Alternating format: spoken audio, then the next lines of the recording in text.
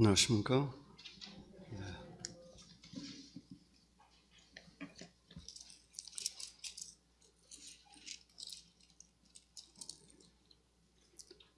창세기 31장이 본문이 길기 때문에 교독하지 않겠습니다. 55절까지 있네요.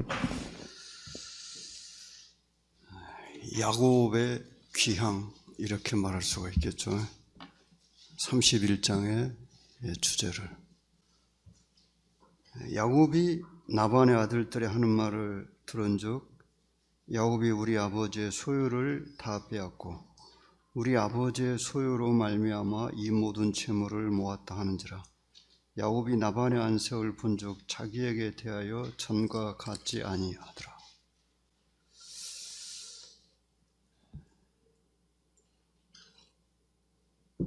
우린 여기서 하나님을 모르는 사람들의 마음에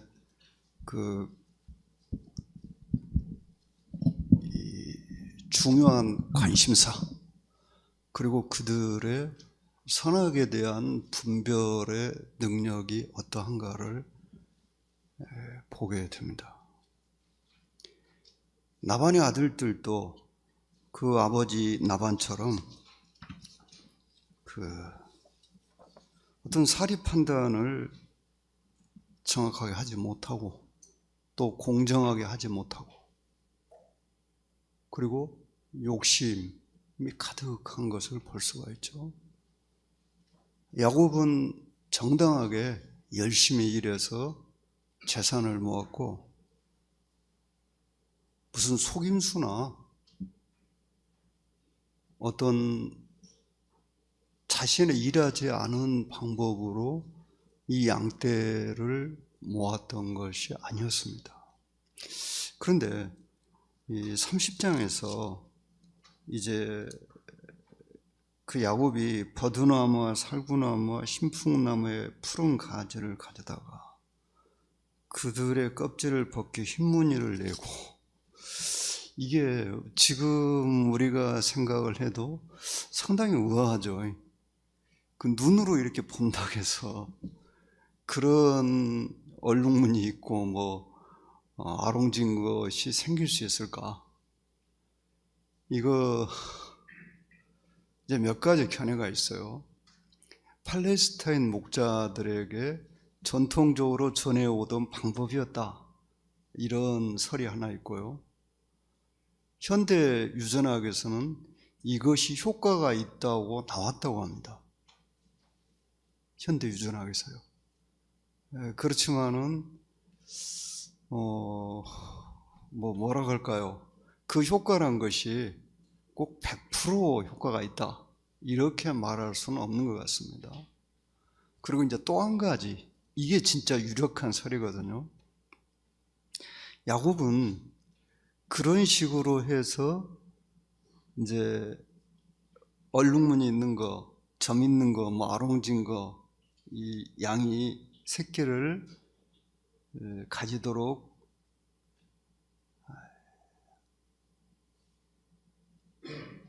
한다고 사람들에게 보여줬다는 거예요. 그러니까 이게 나반의 귀에 안 들어갈 리는 없죠. 나반이 야곱을 사실 감시하고 있었어요. 그러니까 야곱이 도망갈 때 나반에게 알리지 않고 싹 도망가잖아요. 그것도 나반이 양털 깎으러 갔을 때, 이 목축을 하는 사람들에게 양털을 깎는 일은 이제 농사 짓는 사람들 말하면 가을 추수를 하는 것과 같습니다. 그래서 그때는 이 친구들을 초대해가지고 음식으로 대접도 하고, 그러니까 1년 중에 가장 큰 행사입니다. 그래서 그런 큰 행사가 있을 때 야곱이 도주한 거예요. 그때는 야곱을 감시하기 어려우니까. 그래서 나반이 야곱이 그런 약은 꾀를 쓴다는 말을 들었을 때 비웃었겠죠. 그런 식으로 해서 그 하얀 양이 얼룩무늬 있는 새끼를 낳고 점 있는 거 낳고 뭐 아롱진 거 낳고 그 정말로 어이없다고 했겠죠. 그런데 이제 성경학자들은 뭐라고 말하냐면 진짜 방법은 따로 있는데 그런 식으로 해서 나반을 속였다, 이런 설이 있어요. 근데 이게 가장 유력한 설이 아닐까 싶어요. 그래서 이제 진짜로 그 수태할 때 이 쓴 비법은 모른다는 거죠. 어떤 방법이 있었는지. 근데 야곱이 그렇게 여기 단풍나무, 버드나무, 살구나무, 신풍나무, 이것은 그냥 그 나반을 속이기 위한 하나의 방법이었다는 이런 말이 있는데, 하여튼 이 세 가지 설이 다 어느 정도 일리가 있다고 합니다.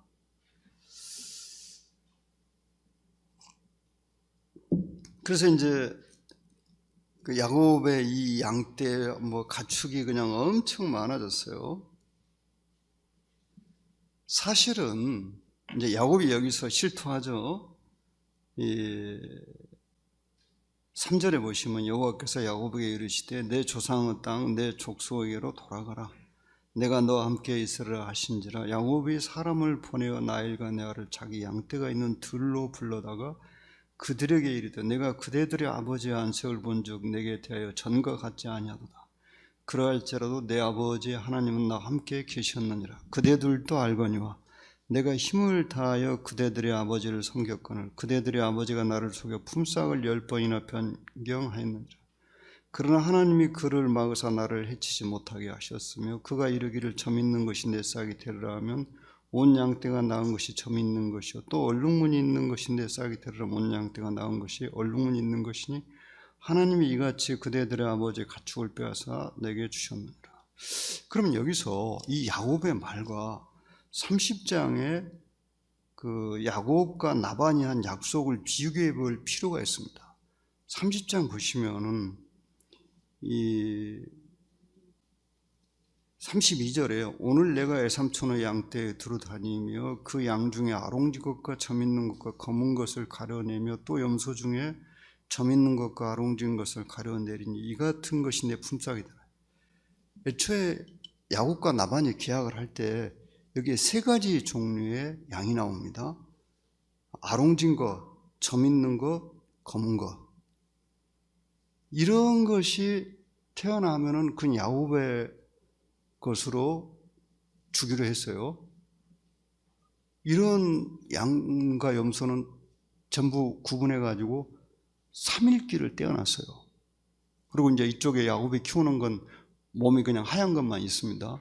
그러니까 나반의 생각에 하얀 것만 있으니까 거기서 이런 것이 태어나기는 어려우리라고 봤겠죠. 또 혹시 태어난다 하더라도 그 숫자는 그냥 조금 태어날 것이다, 이렇게 봤어요. 그런데 어떻게 된 건지 이것들이 몽땅 태어나는 거예요. 그러니까 나반이 이 조건을 다시 바꿨어. 야, 요 아롱진 거, 점 있는 거, 이게 너무 많아. 그러니까 이 약속을 바꿔야 되겠다. 그래서 여기서 야곱이 말하잖아요. 이 점 있는 것만 이제 네 걸로 해. 아롱진 거 안 돼. 이렇게 바꿨어. 원래 약속과 달라. 그랬더니 이번에는 점 있는 것만 몽땅 태어나는 거야.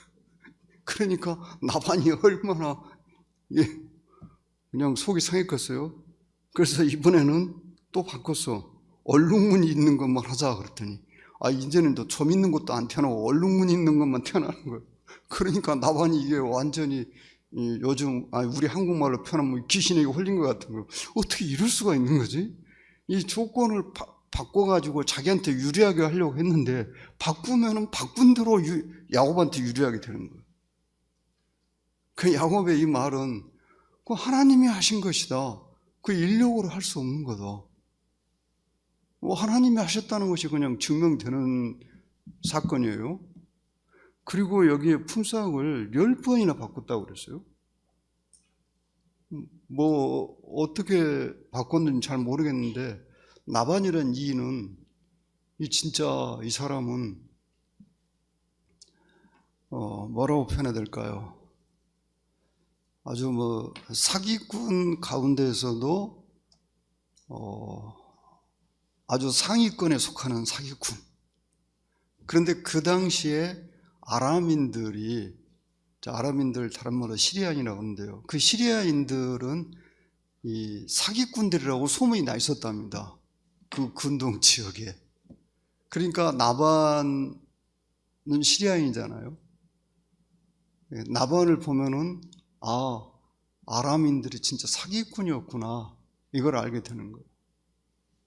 그러니까 이 사기꾼들의 특징이 뭐냐면은 거짓말을 하도 자주 하다 보니까 본인이 거짓말 해놓고 거짓말하고 생각을 안 해. 그러니까 자기가 지금 거짓말하고 있다는 것을 자각을 못하는 거예요. 이것이 거짓말쟁이들이 받는 가장 큰 벌이라고 그랬어요. 그러니까 거짓말과 참말을 구분을 못해. 거짓말을 하면서 자기가 거짓말했다고 생각을 안 해. 아니, 자신은 참말을 하고 있다고 생각을 하는 거예요. 나반이 바로 그런 경우죠. 그런데 거짓말을 안 하는 사람들은 어쩌다 거짓말하면 금방 이 양심에서 잘못했다고 알게 됩니다. 그래서 그것을 버리잖아요.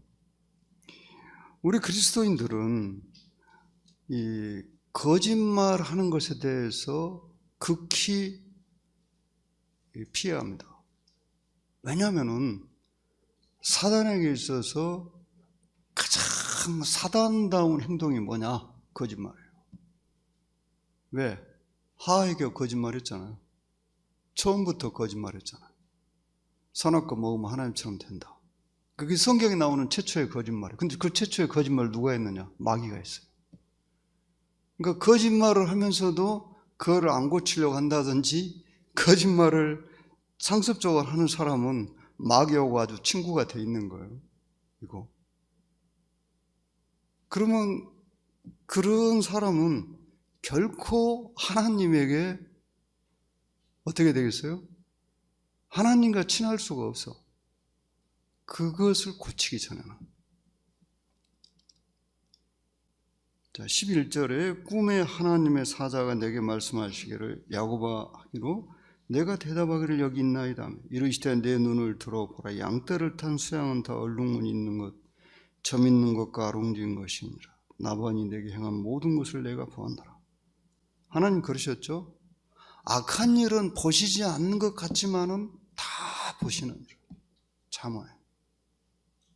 하나님께서 솔로몬을 통해서 보셨어요. 악한 일은 안 보시는 것 같아. 아무 일이 없거든요. 악한 일에도. 근데 하나님 다 보고 계시다는 거예요. 심지어 마음속에 무슨 생각하고 있는 것도 하나님 다 보고 계시는데, 사라가 마음속으로 네가 내년 이맘때 아들을 낳을 것이다. 그 사라 나이 이제 90세. 그러니까 사라가 속으로 아이고 90살 먹은 할머니가 무슨 아이를 낳는다고 웃었어. 그 본 사람 아무도 없어요. 사라도 마음속으로 그렇게 생각하면서 웃었어요. 근데 하나님이 사라가 왜 아이를 안게 된다고 하니까 웃느냐? 하나님에게 능치 못한 일이 있겠느냐? 사라가 무서워가지고 안 웃었다고 그랬어요. 근데 하나님이 아니라 네가 웃었느니라 그랬어요. 거기를 보면 진짜 웃음이 막 나옵니다. 하나님도 사람하고 말싸움해가지고 절대 안 지시는구나. 말싸움한 건 아니지만 얼마나 웃은지 몰라요. 사라가 안 웃었습니다. 아니라 네가 웃었느니라. 우리는 하나님 속일 수가 없어요. 마음속에 있는 것도 다 드러나는 거. 그래서 하나님하고 친하고 싶으면은 거짓이라는 것은 아예 그림자도 없애야 돼요. 우리에게서. 나는 베델의 하나님이라. 내가 거기서 기둥에 기름을 붓고 거기서 내게 선하였으니 지금 일어나 이곳을 떠나서 내 출생지로 돌아가라 하시니라. 나일과 내가 그에게 대답하이르되 우리가 우리 아버지 집에 무슨 분깃이나 유산이 있으리. 아버지가 우리를 팔고 우리의 돈을 다 먹어버렸으니 아버지가 우리를 외국인처럼 여기는 것이 아닌가. 하나님이 우리 아버지에게서 취하여 가신 재물은 우리와 우리 자식의 것이니 이제 하나님이 당신에게 이르신 일을 들으라.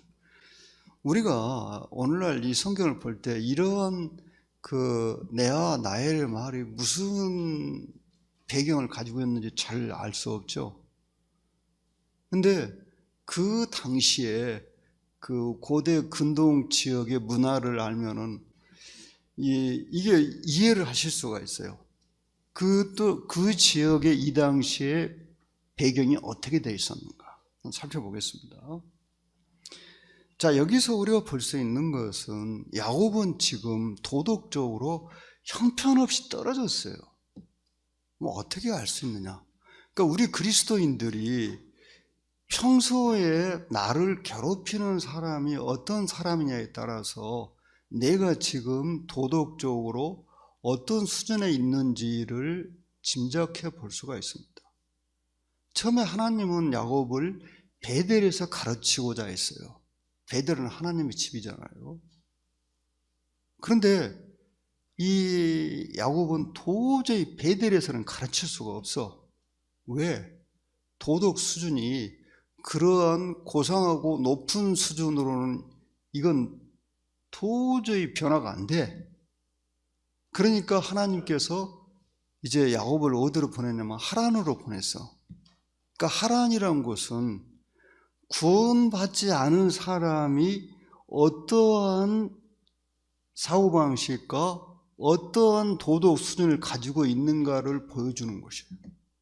베델은 하나님의 사람들이 사는 그 세계가 어떤 곳인가를 보여주는 거고, 우리는 베델에서 아브라함이나 이삭이 살 때 거기서 두드러지게 나타나는 것은 제단을 쌓았다는 것을 볼 수 있습니다.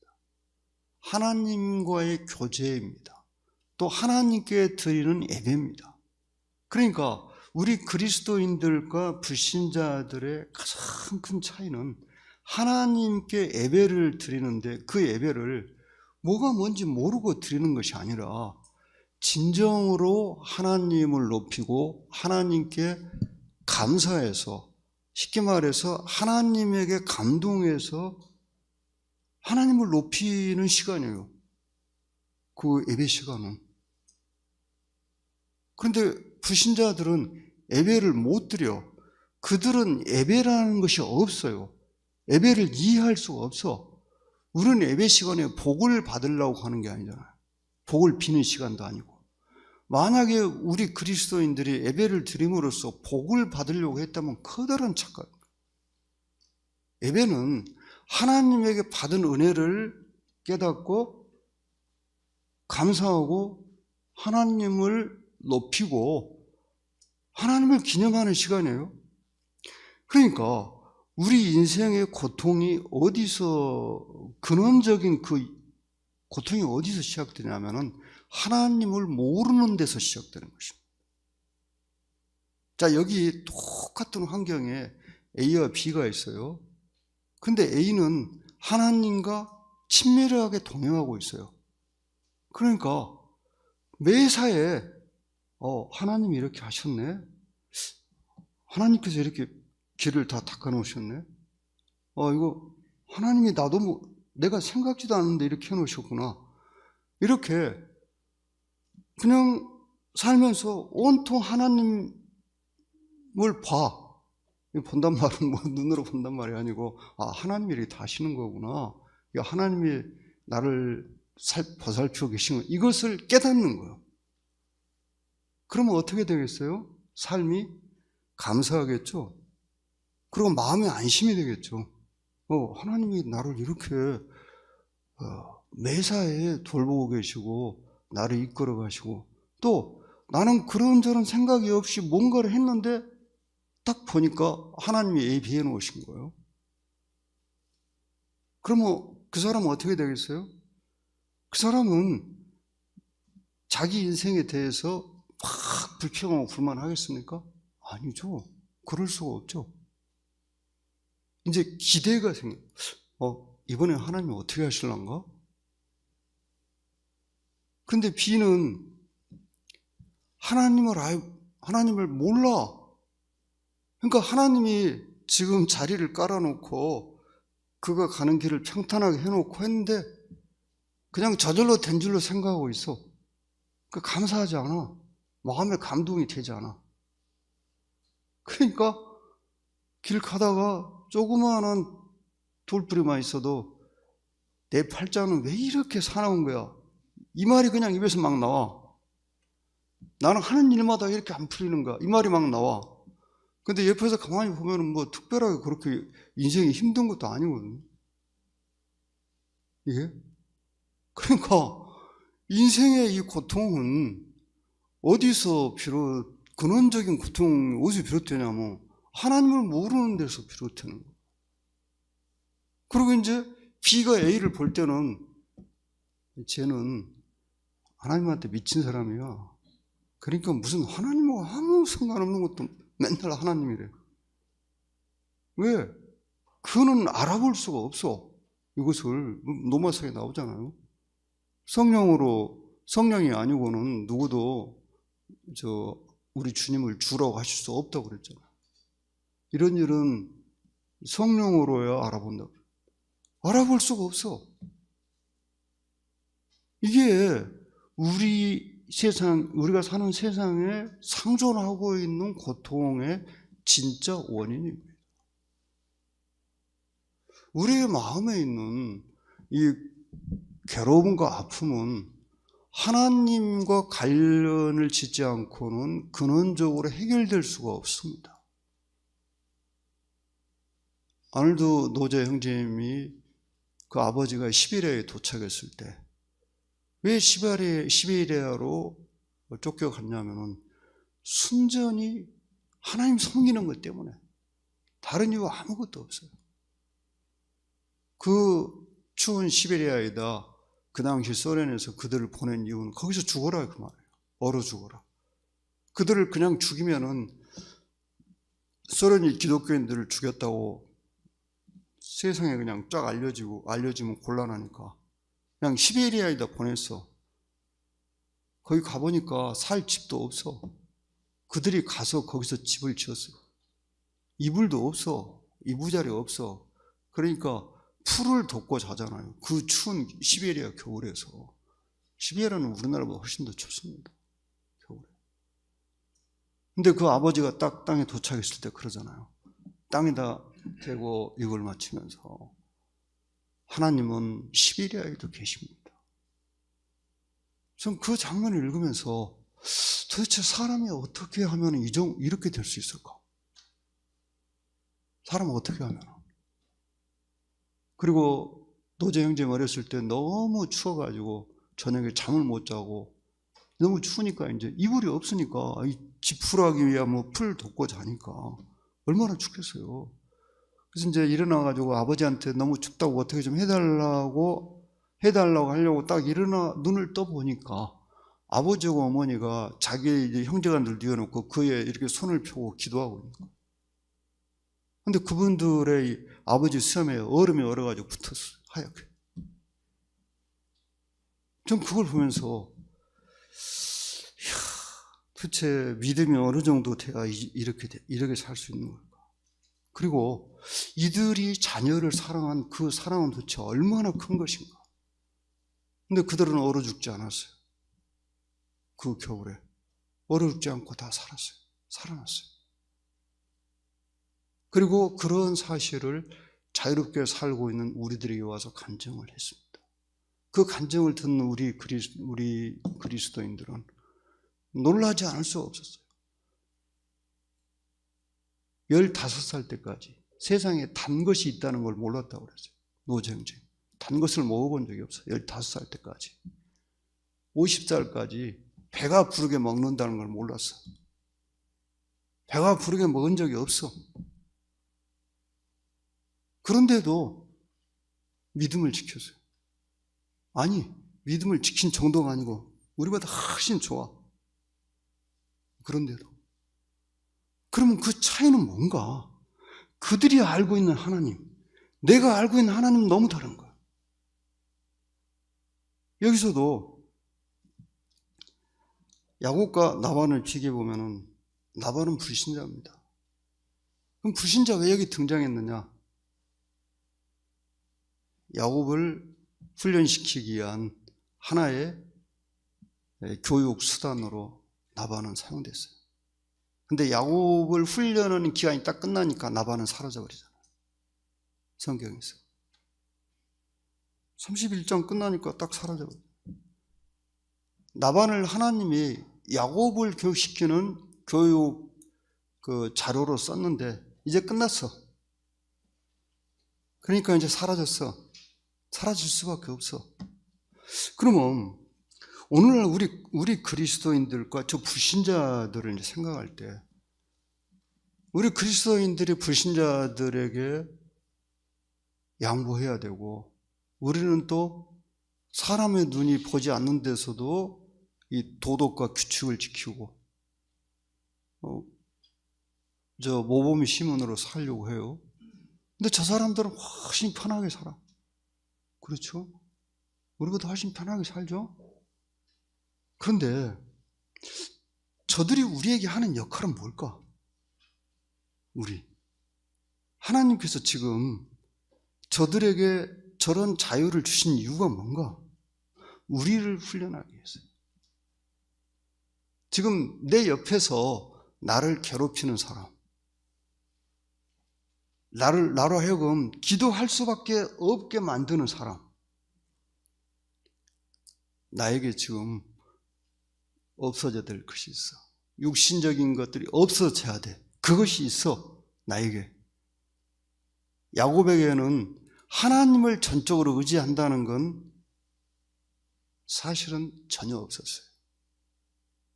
야곱은 하나님의 선택을 받은 사람이었고, 하나님께서 아브라함에게 주신 약속의 후계자였어요.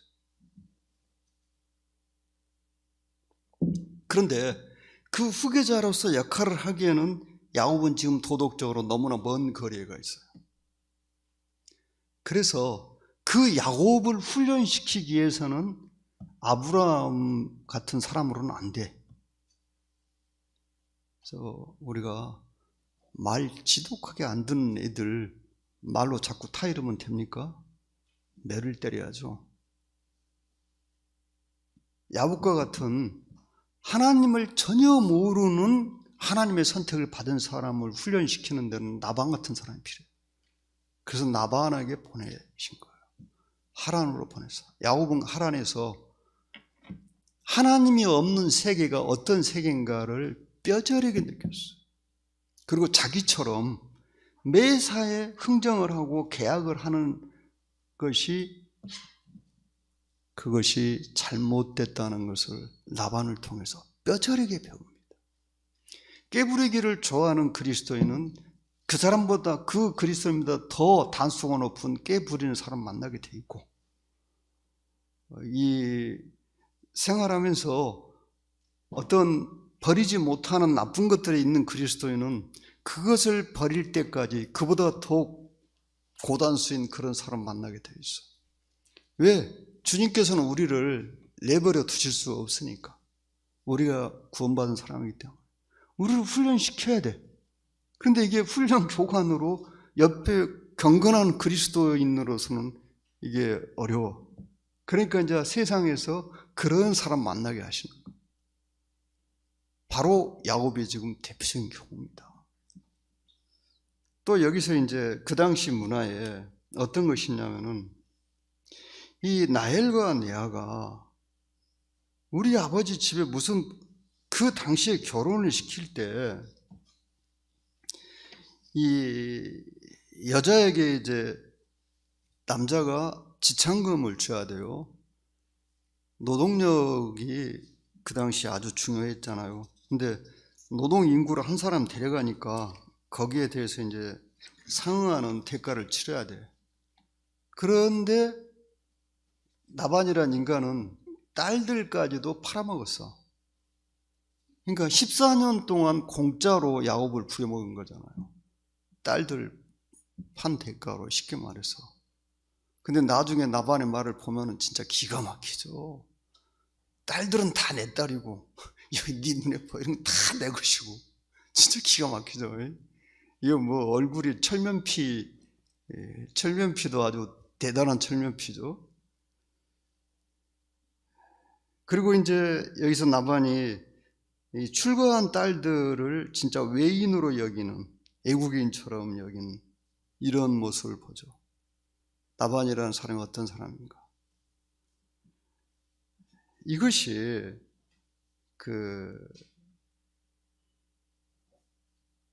뭡니까? 나반이란 인간이 어떤 인간인가를 잘 보여주는 거죠. 시집간 딸에 대한 나반의 철저한 무관심을 보여준 것입니다.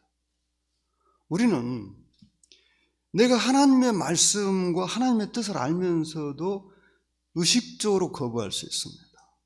모른 척 할 수 있어요. 그런데 우리들이 조심해야 되는 것은 내가 진짜로 구원받았다면 하나님은 그런 나를 그냥 내버려 두시지 않는다는 거예요. 반드시 교육하신다는 겁니다. 하나님의 사람들은, 구원받은 사람들은 불갑을, 옳고 바른 길을 가야만 돼요. 만약에 그렇지 않으면은 하나님께서 이 마음 자세가 그렇게 바뀔 때까지 지속적으로 교육하시는 거예요. 여러 가지 방법을 통해서. 아무도 하나님의 그 교육에서 끝까지 버틸 수는 없어. 우리는 야곱을 보면서 그걸 철저하게 깨닫습니다. 야곱이 130세가 될 때까지 그 교육은 끝나지 않았어요. 그러면 야곱의 연대기를 보면은 130세가 돼서 이집트에 내려가서 17년 동안 그의 삶은 거의 나오지 않습니다. 왜 그럴까요? 제가 볼 때는 비로소 이제 그의 훈련은 끝난 것 같습니다. 야곱은 100세가 넘어서도 아들을 잃어버리는 아픔을 통해서 처음에 사랑하는 부인을 잃었죠.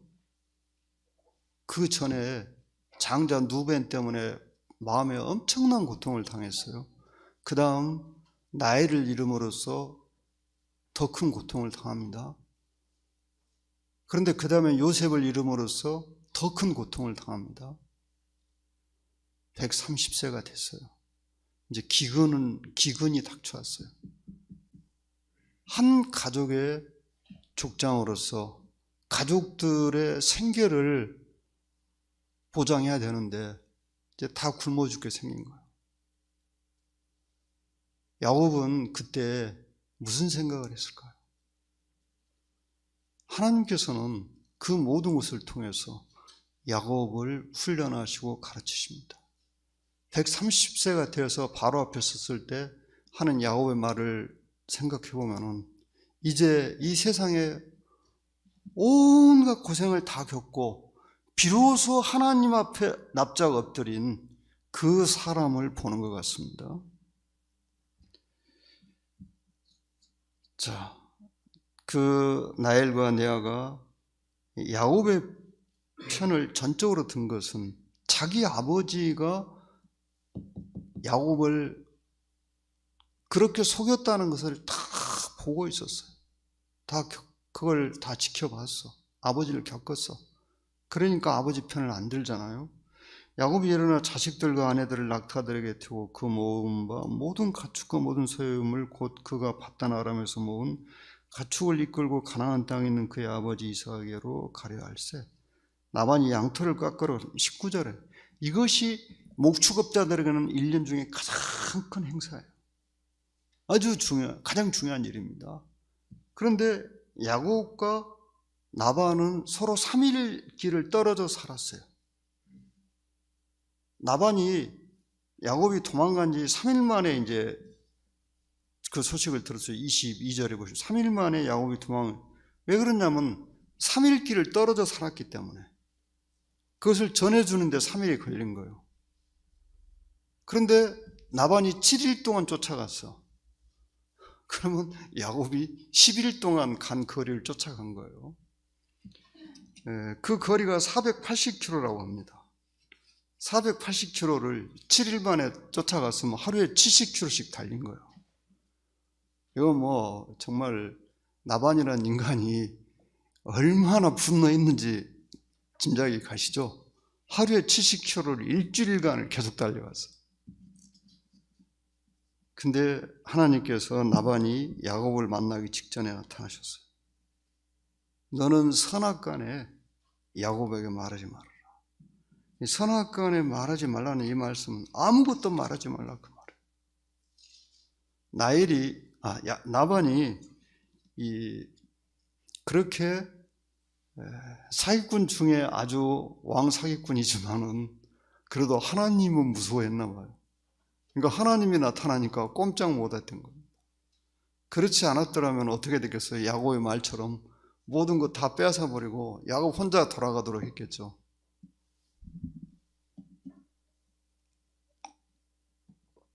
우리가 평생을 살면서 조심해야 되는 것은 다른 사람 억울하게 해서는 안 된다는 것입니다.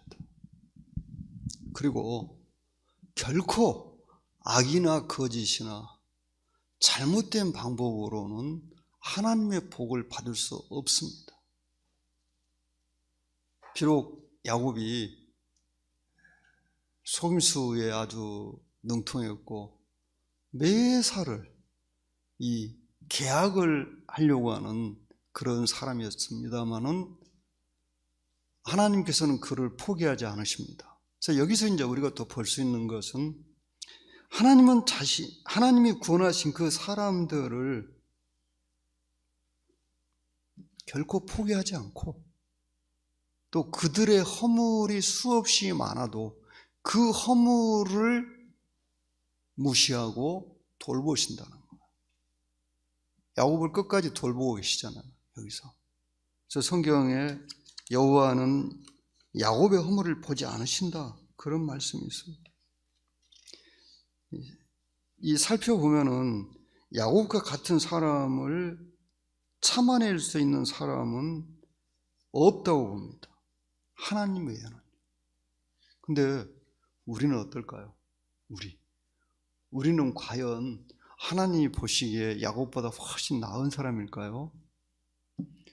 아닐 것입니다. 적어도 저는 아닌 것 같습니다. 아무리 살펴봐도 저는 오히려 야곱보다 더 못한 부분들이 너무 많은 것 같습니다. 그런데 야곱의 경우에서 제가 깨닫는 건 뭐냐면은 하나님이 야곱의 허물을 보지 않으신다고 그랬다. 전적으로 야곱의 편을 드시잖아요, 나반 앞에서.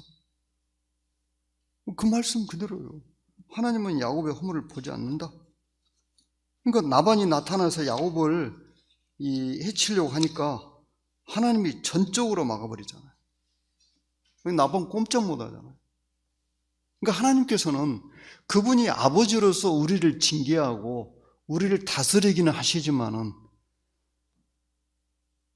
다른 이 마귀의 세력, 불신자들이 우리를 해치려고 할 때는 하나님은 그냥 그 강한 손으로 우리를 보호하신다는 거예요.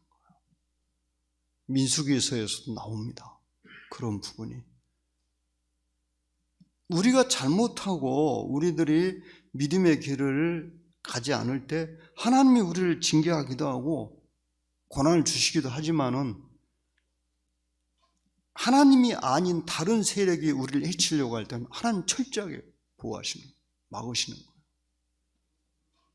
이것이 바로 마태복음 28장 말미에 기록된 볼지어다 내가 세상 끝날까지 너희와 항상 함께하리라. 또 히브리서 13장 5절에 내가 과연 너희를 버리지 아니하고 너희를 떠나지 아니하리라. 그 분명한 약속이 우리에게서 이루어지는 것을 봅니다. 이것이 그리스도인들이에요. 자, 11길을 쫓아가가지고 이제 만났습니다. 하나님이 나반에게 나타나셨어요. 24절에 밤에 하나님이 아람 사람 나반에게 현몽하여 이르시되 너는 상과 야곱에게 선악간에 말하지 말라. 이 선악간이라는 이 단어가 모든 것을 가리키는 것입니다. 아무 말도 하면 안 된다는 거. 자, 나반이 이제 야곱한테 이제 야곱을 책망하죠. 근데 이 나반의 말을 들어보면은 전적으로 야곱이 잘못한 것 같죠? 근데 야곱이 잘못한 거 아무것도 없어요. 나반이 야곱에게 이르되 내가 나를 속이고 내 딸들을 칼에 사로잡힌 자같이 끌고 갔으니 어찌 이가 처했느냐. 그 딸들이 스스로 따라 나섰어요. 무슨 야곱이 딸들을 강제로 데려간 게 아니에요. 그리고 그 딸들을 위해서 야곱은 14년 동안이나 무료 봉사를 했습니다. 이건 무슨 억지를 써도 말이 안 되는 억지를 지금 쓰고 있잖아요, 나반이. 그리고 이제 나반이 여기서 또 말합니다. 내가 즐거움과 노래와 북과 수금으로 너를 보내겠거늘 어찌하여 내가 나를 속이고 가만히 도망하고 내게 알리지 아니했어. 저는 26절, 27절 이 말씀을 보면서 무슨 생각이 드냐면 남 속이기를 좋아하는 사람 치고 자기가 속았다는 것을 알 때는 그냥 불같이 화를 내는구나, 이 생각이 듭니다. 그렇죠? 남 속이기 좋아하는 사람 치고 남이 자기를 속였다는 거 알면은 그냥 화를 막 바락바락 내는 거죠. 감히 나를 속이다니, 나는 남을 속여도 괜찮은데 자기를 속이면 절대로 안 된다는 거예요. 이런 생각이겠죠. 자기 가족들에게 아름답게 이별할 그 순간을 야곱이 다 뺏었다는 거예요. 무슨 말도 안 되는 소리죠. 29절에 또 그러면서 은근히 이제 압력을 넣습니다. 너를 해할 만한 능력이 내 손에 있으나. 근데 우리는 나중에 보면 나반이 야곱을 두려워하고 있다는 걸 볼 수 있어요. 여기서 말은 그렇게 하지만은 이제 내가 내 아비 집을 사모에 어찌 내 이제 30절에 이것은 이 나반이 야곱을 책망할 때 가장 일리 있는 책망이었습니다. 그러면 이 드라빔이라는 것이 뭔가? 이 드라빔은 그 당시에 가족 수호신이었다고 합니다. 모양이 사람처럼 생겼대요. 사람 만든 거예요. 그래서 이렇게 반신짜리도 있고 또 사람 전신처럼 생긴 것도 있대요. 크기도 일정한 게 아니고 여러 가지가 있었답니다. 작은 것도 있고 큰 것도 있고. 그러니까 여기 그 라헬이 이제 낙타 안장 아래 놓고 앉아 있었다고 그랬죠. 우리가 안장이라고 하면은 우리는 의뢰의 말 안장을 떠올리잖아요. 말 안장. 말 안장이라는 것은 이렇게 평평하게 생겼잖아요. 그래서 그 안에다 드라빔을 넣었으면은 그 표가 날 것 같은데 낙타 안장은 그렇게 안 생겼습니다. 특히 여자가 타는 이 낙타 안장은 의자로 돼 있었다고 합니다. 낙타 등에다가 이제 의자 받침대를 놓고 그 위에 의자가 돼 있어. 그리고 이렇게 지붕도 있고 볕을 가려주는 옆에 차일도 있어. 그렇게 돼 있었대요. 낙타는 소보다 더 큽니다. 이게 큰 것은. 그러니까 충분히 거기다가 그렇게 크게 안장을 놓고 의자를 놓고 거기 여자가 장거리 여행을 할 땐 더군다나 편안하게 의자를 만들어 가지고 여자들이 타고 갔다고 합니다. 그러면 여기서 나일이 이제 핑계를 대잖아요. 이것에 대한 사실 여부는 확인이 잘 안 돼요. 나일이 지금 자기가 생리가 난다고 이제 말을 했어요. 실제로 생리가 났는지 아니면 핑계를 댄 건지 확실히 알 수 없는데, 일단 여자가 생리가 있으면은 결코 축제나 중요한 일에 참여하면 안 됐답니다. 그리고 그 기간 중에 있는 여자와 접촉해도 안 된답니다. 남자가. 그러니까 나반은 여기서 지금 양털을 깎는 1년 중에 가장 중요한 일을 하고 있는데, 그것은 그들 입장에서는 정말로 중요한 일이고 제사도 지내고 하는 그런 시작하는 일이죠. 그래서 부정을 탈까 봐서 깜짝 놀란 거예요. 비록 딸이지만. 그러니까 거기에 월신도 안 한 거예요. 이 나일이 이제 다 아니까 그렇게 한 거죠. 그러면 이 드라빔이라는 것이 도대체 뭐기에 나일이 이렇게까지 탐을 냈을까? 알고 보니까 이 드라빔은요, 간단한 물건이 아닙니다. 이것은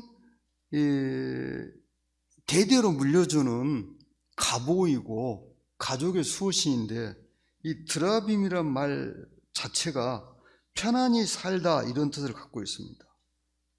그래서 이제 이 드라빔한테 앞일을 물어보기도 하고, 그 당시에요.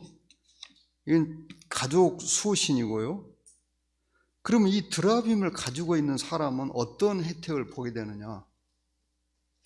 이 아버지로부터 유산을 받을 때 가장 유산을 많이 받게 되어 있답니다. 드라빔을 가진 사람이.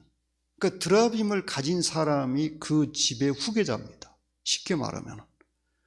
그리고 이 드라빔을 가진 사람이 그 가족의 우두머리가 됩니다.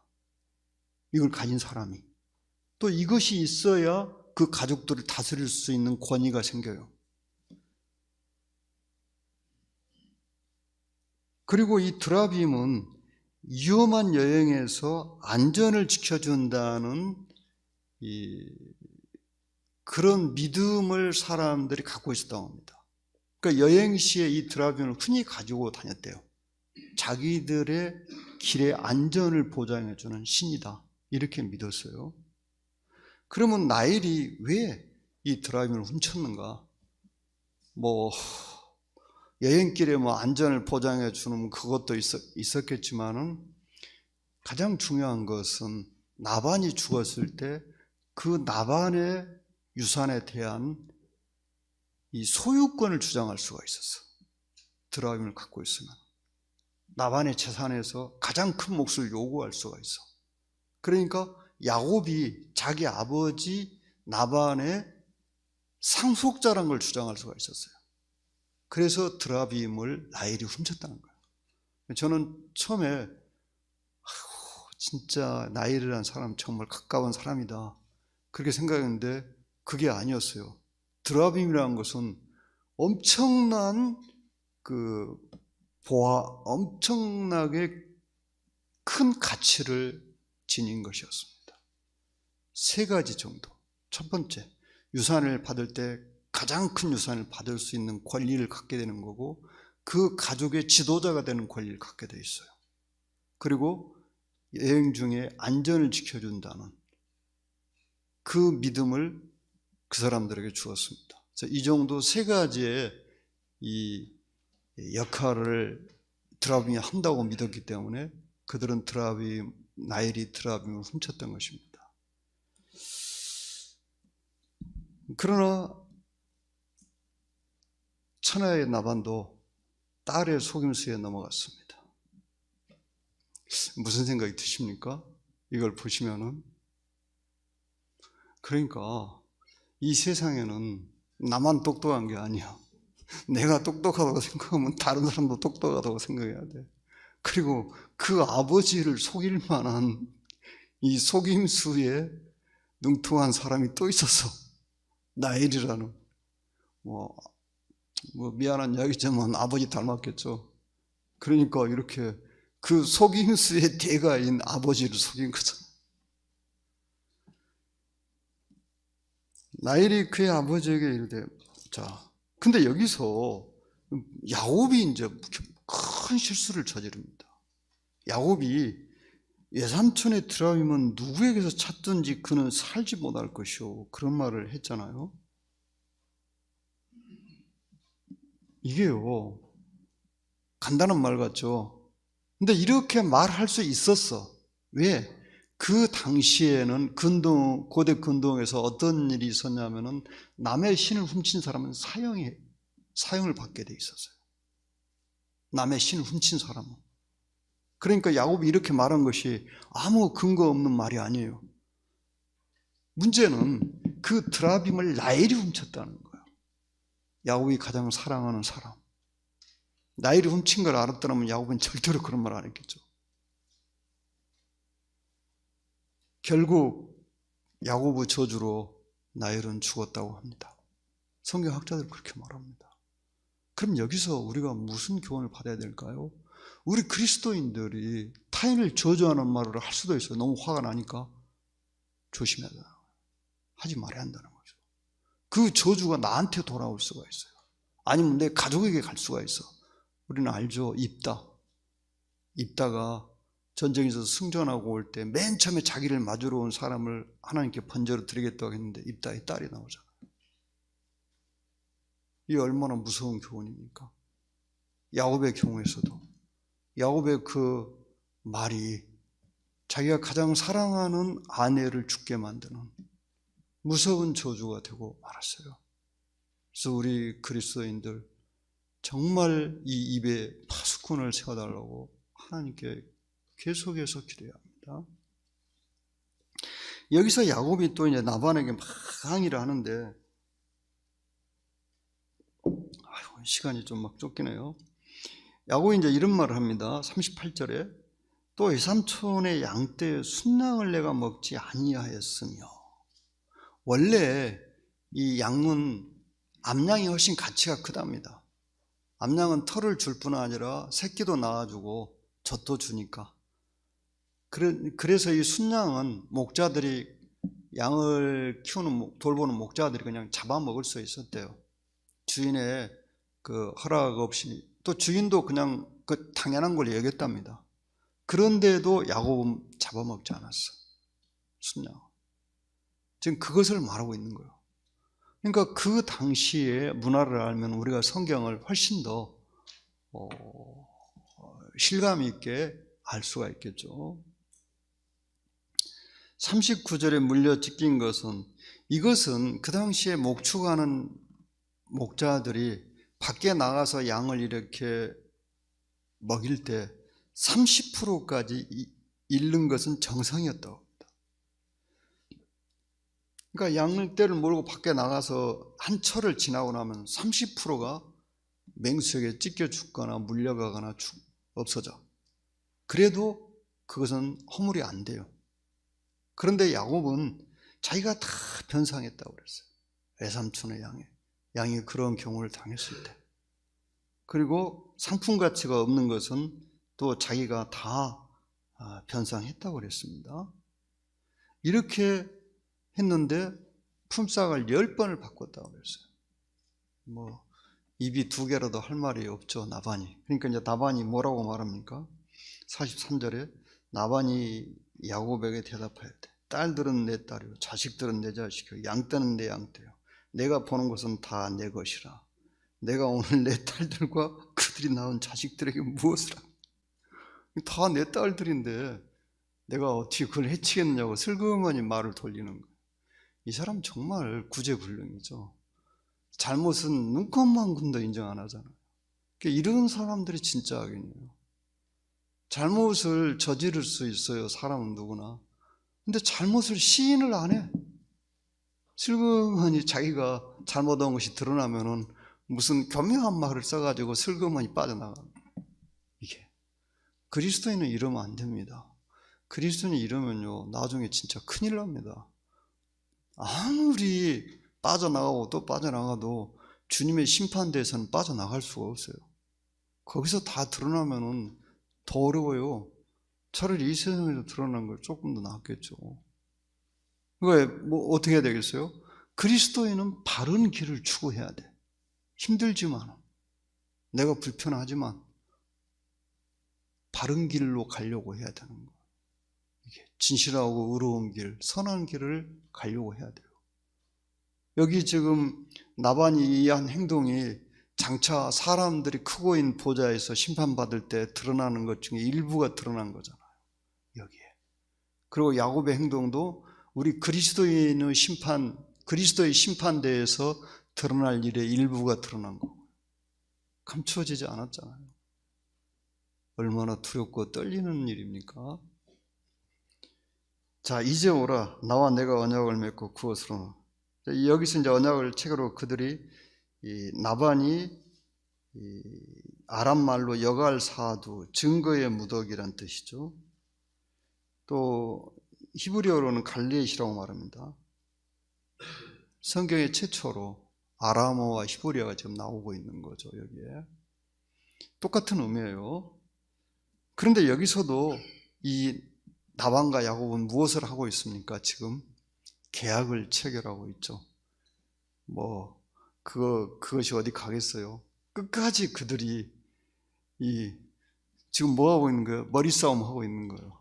누가 더 유리한 고지를 차지하는가? 여기서도 어떻게 볼 수 있어요? 나반이 그러잖아요. 50절에 만일 내가 내 딸을 박대하거나 내 딸들 외에 다른 아내들을 맞이하면, 아니 딸들을 팔고 그 돈을 다 자기가 챙겨놓고 자기 딸들하는 거. 여기서도 또 그리고 야곱으로 하여금 한눈 못 팔게 탁 조건을 세우잖아요. 여기서도 아주 야곱이 정말 이 흥정하는데 자기보다 분명히 한 수 이인 사람을 만났어요. 그리고 또 뭐라고 합니까?